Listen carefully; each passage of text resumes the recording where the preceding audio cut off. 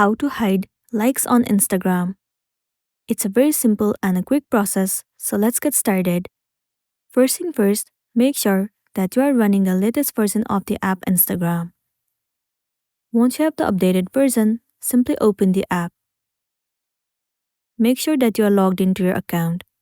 Once you have been logged in, head over to your profile at the bottom right corner. Once you are in here, head over to any of the posts that you want to hide the likes count. Let's say I want to hide the like count of this post. What you want to do is tap on this three dot. You can see the option of hide like count. Click on it. And there you go. The likes count has been hidden.